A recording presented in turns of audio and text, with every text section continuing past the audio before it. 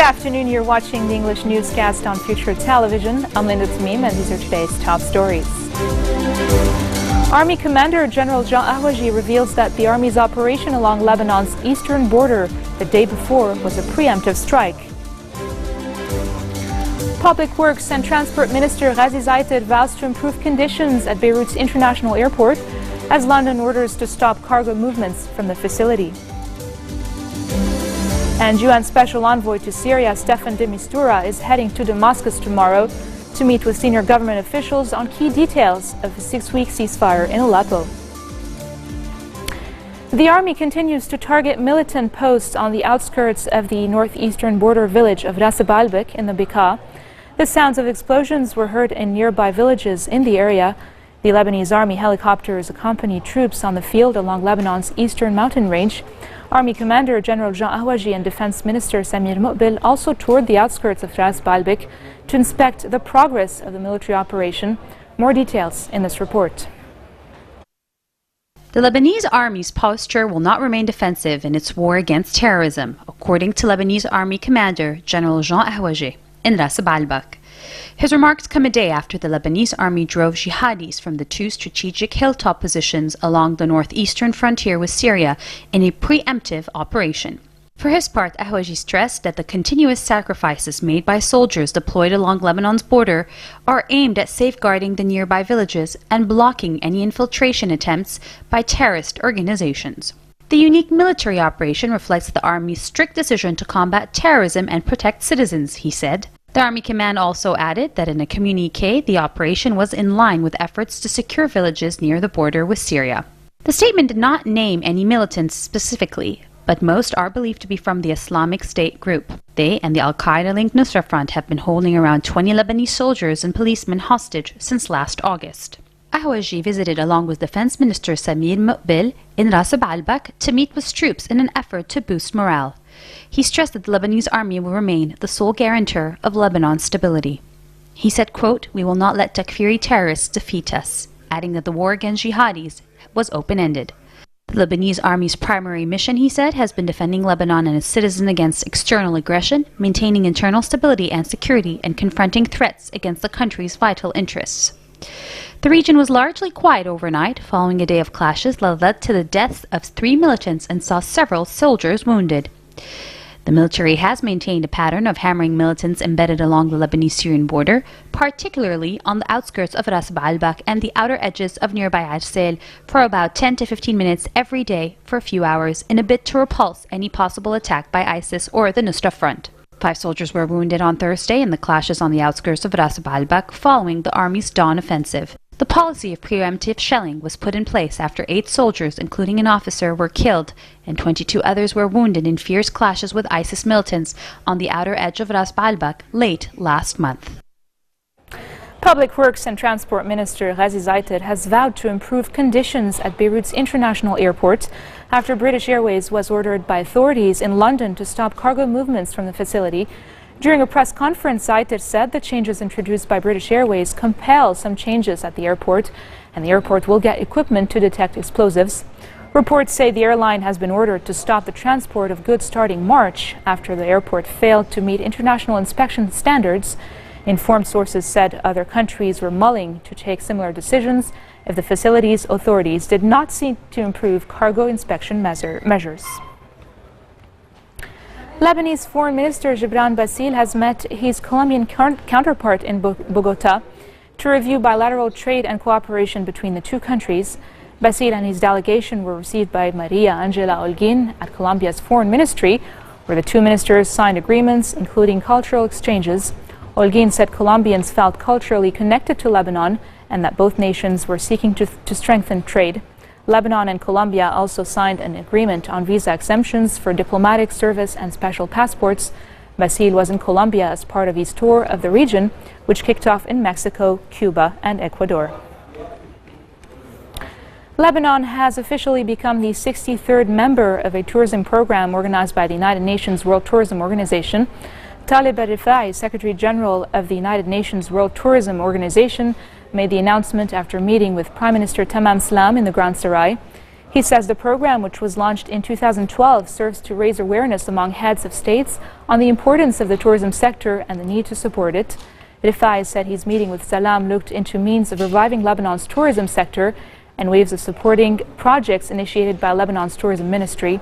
The meeting emphasized the importance of an initiative that seeks to attract Lebanese immigrants to visit Lebanon.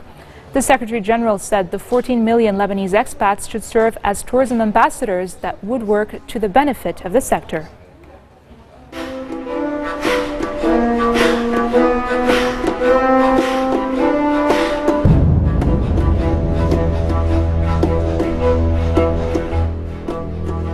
The UN says Special Envoy to Syria is heading to Damascus tomorrow to meet with senior government officials on key details of a proposed 6-week suspension of government airstrikes and artillery shelling in the country's largest city of Aleppo. UN Security Council members expressed support for Staffan de Mistura's efforts as the Syrian conflict is set to enter its 5th year next month. Even Syria's ally Russia urged the Syrian government to go the extra mile to find an agreement with de Mistura on the plan which would allow the UN to test the unrestricted delivery of badly needed humanitarian aid to one district of a devastated city. De Mistura last week announced that the Syrian government had indicated its willingness to try his plan to freeze hostilities in Aleppo, a plan which also asks opposition forces to avoid using heavy weapons, including rockets and mortars. British Prime Minister David Cameron vows to protect British citizens from ISIL threats, but declines to comment on the naming of jihadi John killer as Mohammed Emwazi. More details coming up next.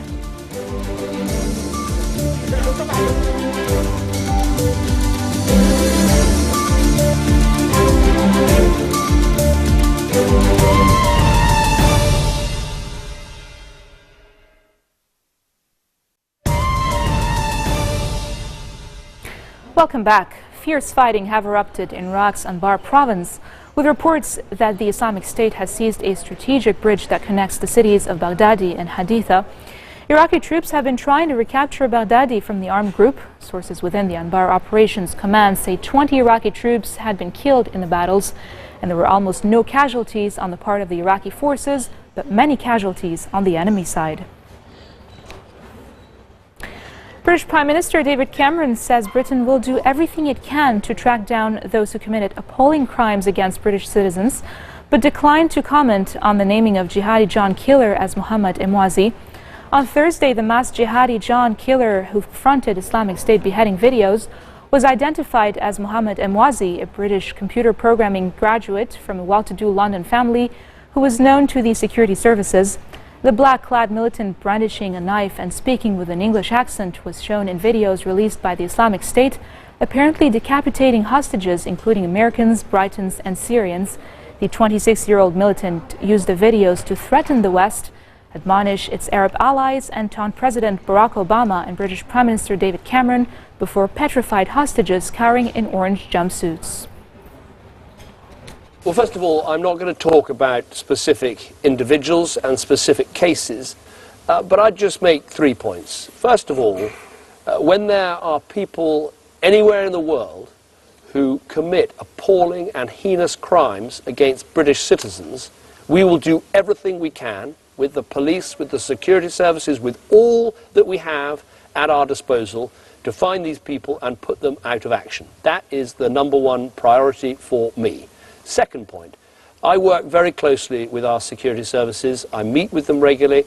I ask them searching questions about what they do. And in my almost 5 years' experience of Prime Minister, I think they are incredibly impressive, hard-working, dedicated, courageous, and effective at protecting our country. All of the time, they're having to make incredibly difficult judgments, and I think basically they make very good judgments on our behalf. And I think while we're in the middle of this vast effort to make sure British citizens are safe, I think the most important thing is to get behind them.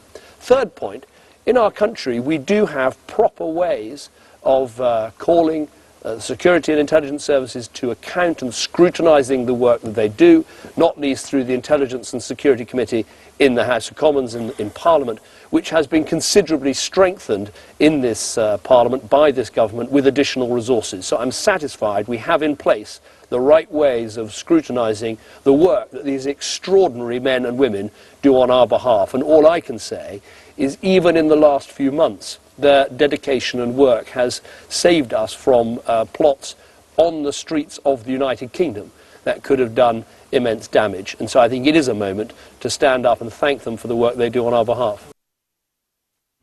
And still on the issue, the reporter from the Washington Post who co-wrote the story revealing the identity of Jihadi John told Reuters the public had a right to know the killer's name.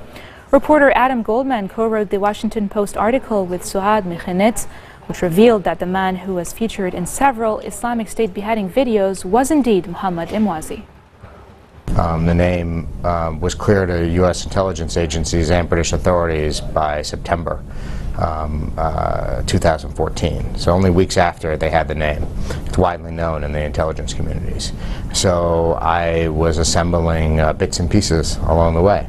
And then we also relied on what we knew from the video and what we knew from hostages who had been with John and what they knew about John himself. And we assembled those pieces and eventually came up with a first name, and then we learned a last name. And it came to a head these last couple of weeks, and we sent Suad, who wrote the story with me, to London, and she started knocking on doors, and we found his close friends who talked to us. So we had the name before we reached the friends, and they were just added confirmation of what we already knew and people we had talked to here. When James Comey, the director of the FBI, announced to the world in late September of 2014 that they knew the identity of Jihadi John, then we weren't telling Jihadi John anything he didn't already know, that U.S. intelligence and British intelligence had determined who he was. So that was really a non-factor. Some people have raised the idea, well, they're still holding a British hostage, Robert Cantley. I would suggest that Robert Cantley is in the gravest of possible danger, the gravest of possible danger. And telling Jihadi John, we didn't believe that telling Jihadi John what he already knew from James Comey, the director of the FBI, would alter the equation. Not only that, this story has enormous public interest. Enormous public interest. You're seeing that from the reaction of the story around the globe. This individual is responsible for beheading multiple people. I felt the public had a right to know. Moving on to Europe, Danish police say they have arrested a third man suspected of assisting a gunman who killed 2 people in attacks in Copenhagen earlier this month. Police declined to comment further on today's arrest, other than saying the young man would face a custody hearing on Saturday. Police say unidentified attackers have hacked a prominent U.S. blogger to death in Bangladesh's capital, Dhaka. Police said that Avijit Roy, a Bangladesh-born U.S. citizen known for this writing against religious fundamentalism, and wife Rafida Ahmed, were attacked after a visit to a book fair at Dhaka University. Ahmed, also a blogger, sustained severe injuries in Thursday's attack. This marks the end of our bulletin for today. Now for a reminder of our top stories. Army Commander General Jean Ahwaji reveals that the Army's operation along Lebanon's eastern border the day before was a preemptive strike. Public Works and Transport Minister Ghazi Zaited vows to improve conditions at Beirut's international airport as London orders to stop cargo movements from the facility.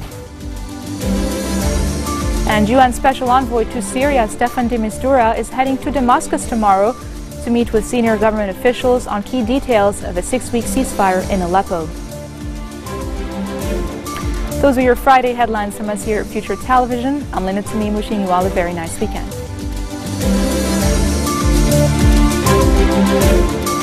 بأي حقوق تتقدم